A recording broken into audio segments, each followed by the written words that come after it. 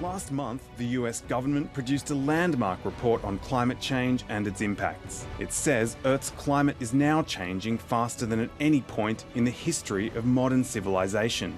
Global temperatures have already risen by 1 degree Celsius, causing more frequent droughts and intense floods and fires.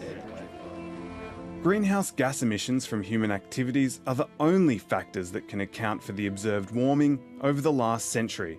There are no credible alternative human or natural explanations.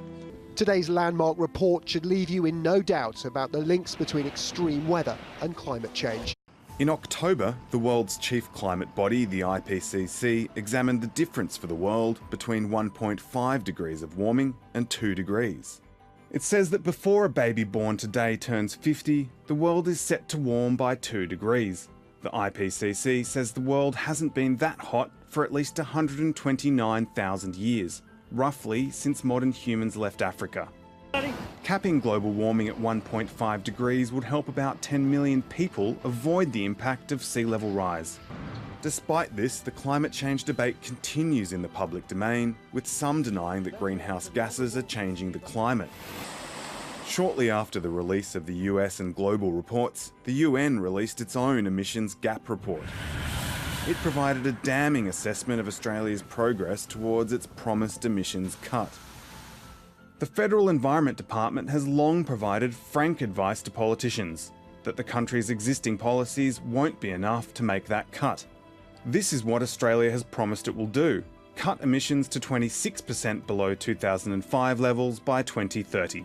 But the federal department says this is where emissions will go.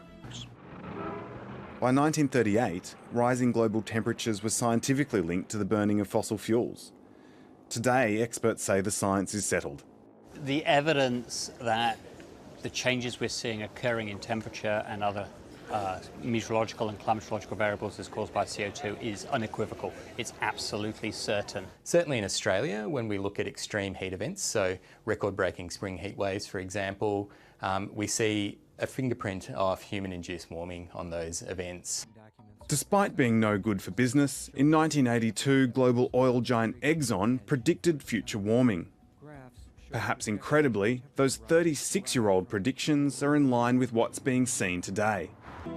The science is warning us of dire consequences if we don't wean ourselves off carbon, but politicians are not enabling industry and communities to wean themselves off the carbon, and therefore we're heading towards some of the consequences the climate scientists were warning us about.